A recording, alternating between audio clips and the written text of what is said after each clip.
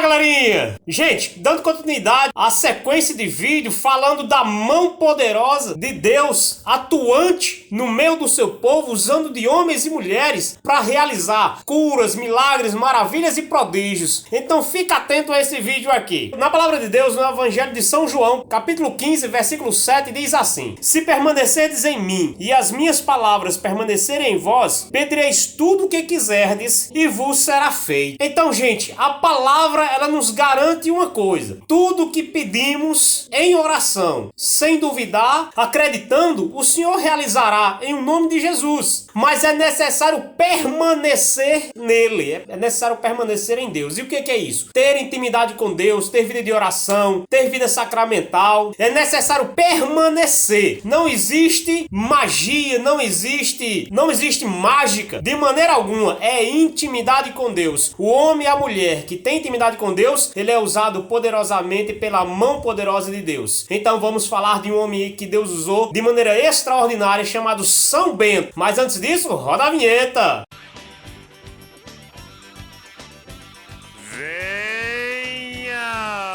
Rony, o observador!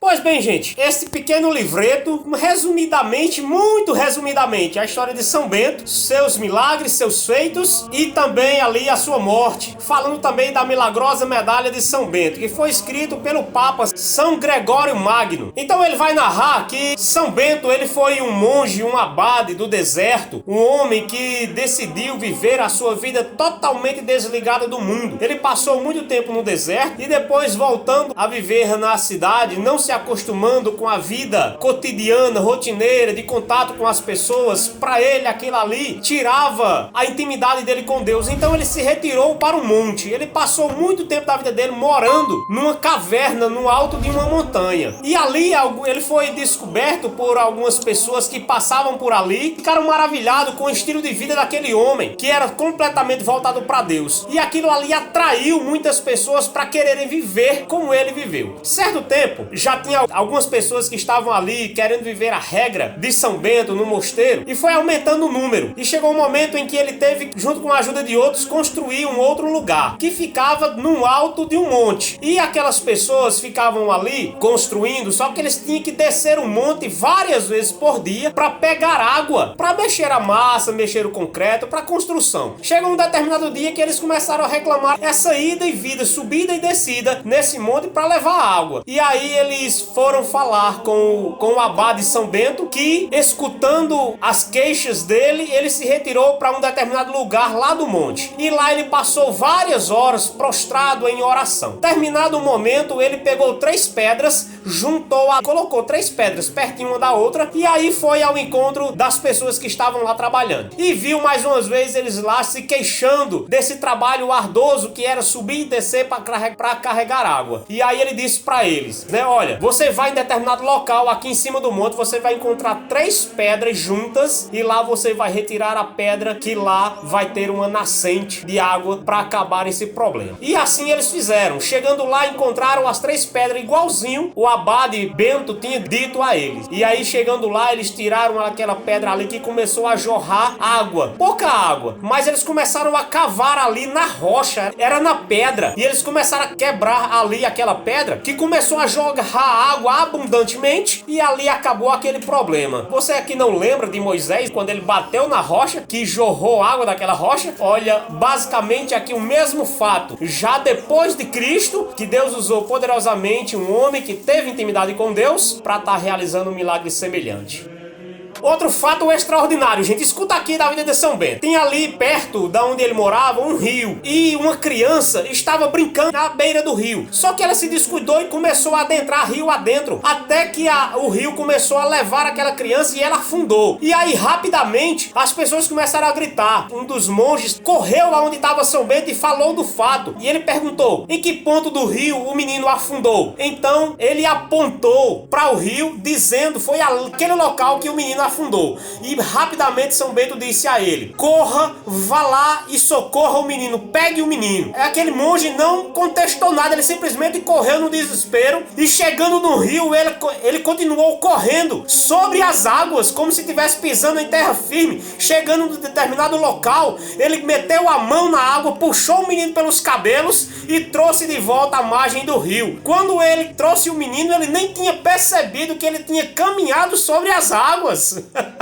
Olha que fato extraordinário. Não tem semelhança com aquela passagem de Jesus quando ele caminha sobre as águas e ele convida para que Pedro venha também ao seu encontro e Pedro caminha sobre as águas? Veja que fato extraordinário aconteceu também aqui, muito semelhante.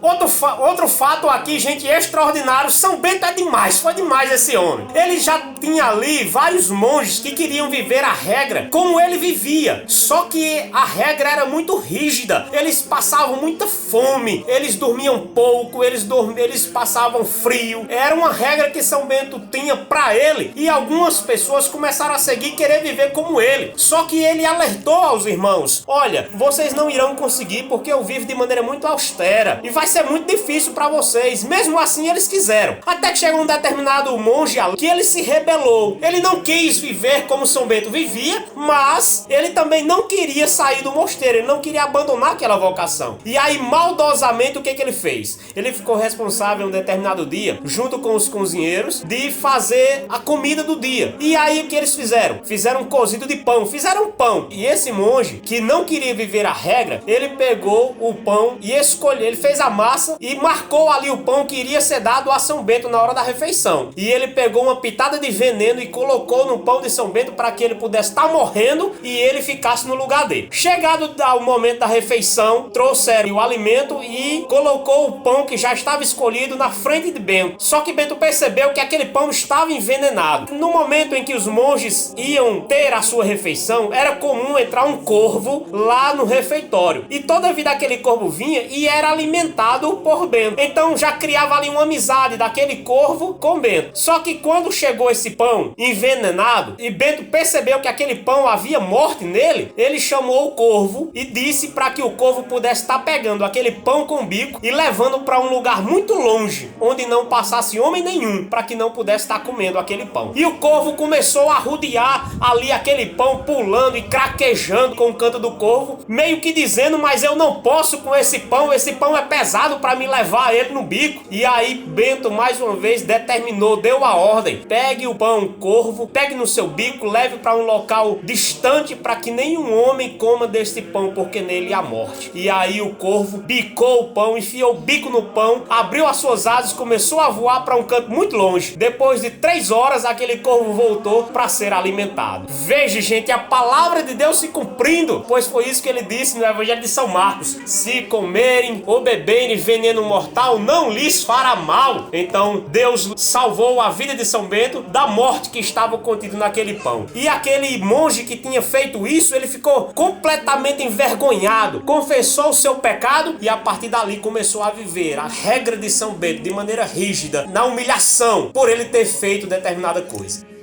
Gente, preste atenção que São Bento foi demais, viu? São Bento foi demais. Eles estavam ali, os irmãos, construindo o mosteiro. E naquela época, gente, não é como hoje, que tinha tijolo de bloco, as coisas bem facilitadas para fazer uma construção. Nós estamos falando aqui de, séculos atrás aí. Então as construções eram feitas de pedras, né? E grandes pedras, argamassas, era serviço braçal muito duro. Se o serviço de pedreiro hoje é duro, imagina naquela época. E ali estavam alguns monges construindo um mosteiro. E as paredes feitas de pedra. E em um determinado momento já tinha ali algumas paredes muito erguidas, bem altas já. E aí uma dessas paredes caiu por cima de um monge que estava naquela construção. E uma das pedras caiu sobre sua cabeça e esmagou a cabeça. Foi morte instantânea. E os outros monges que ficaram ali atormentados vendo aquela situação, a morte de um dos irmãos, correu e foi chamar Bento. Em prontidão veio ao local. E chegando lá, retiraram a pedra. Bento se prostrou prostrou por terra, fez ali uma breve oração e chorou na presença de Deus. E milagrosamente, a cabeça daquele homem que tinha sido esmagado por uma pedra grande, ela se refez e aquele homem ressuscitou, retornou a viver. Veja, gente, que fato extraordinário. Por isso que Jesus disse que aquele que crer em mim fará obras grandes, maiores até mesmo do que as que eu faço. Então, São Bento foi um desses homens que creu, que permaneceu na presença de Deus e realizou curas, milagres, maravilhas e prodígios. Em nome de Jesus, um homem que tem intimidade com Deus muito profunda.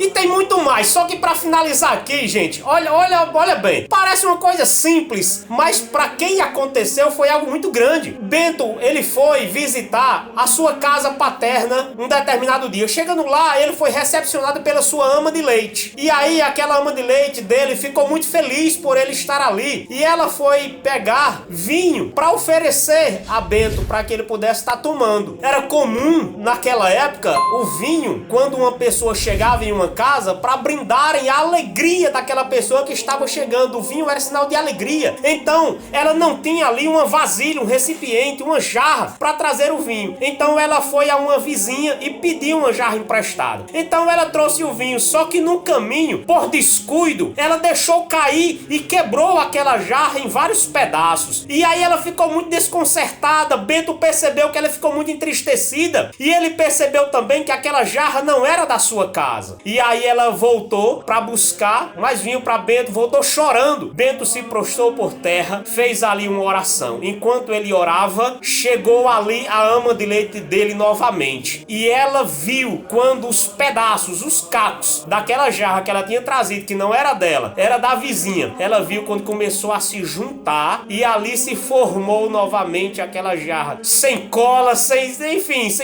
mão ninguém de estar juntando ali os pedaços. Milagrosamente ela se tornou intacta novamente do jeito que ela recebeu, e aquela ama de leite serviu a Bento e ficou alegremente pelo milagre que aconteceu. E ela contou para os demais, e aquela jarra foi colocada na entrada da cidade como sinal de um homem de Deus que entrou naquela cidade, que entrou naquela casa e realizou tal maravilha. Assim foi a vida de São Bento e muitos outros milagres. Tem ali a medalha conhecida, medalha milagrosa de São Bento, onde tem ali as iniciais da oração de São Bento, onde o demônio e o inferno todo corre às léguas quando se fala também o nome de São Bento, quando se coloca uma medalha, uma cruz de São Bento, quando alguém carrega com muita devoção, com muita piedade, não como forma de amuleto, não como forma de algo superstição, não, mas porque as forças malignas entendem, sabe, que aquele sinal traz a lembrança de um homem que viveu de maneira muito santa aqui nesta terra, e por isso ele teme. Então, meu irmão, minha irmã, se você aí gostou, não esqueça, compartilhe o link desse canal com seus amigos para que nós possamos atingir a nossa meta, gente. Nós precisamos fazer aqui lives ao vivo. Eu tenho muito projeto para aqui para o canal e para você que é inscrito, cursos para dar aqui de maneira gratuita, e que nós estamos precisando atingir essa meta. Então eu preciso de você, nós precisamos de você, e também para darmos continuidade à casa de missão da comunidade de evangelização Fonte de Vida. Não esqueça, deixa o likezinho aí, deixa um comentário, diga o que você achou a respeito desse vídeo, e não esqueça também aí de acessar o portal Cariri Notícias. Notícias de primeira hora, muitas delas em tempo real, então fique bem informado. Acesse o site Cariri Notícias para você ficar bem informado. Hashtag tamo junto, gente, foi boa.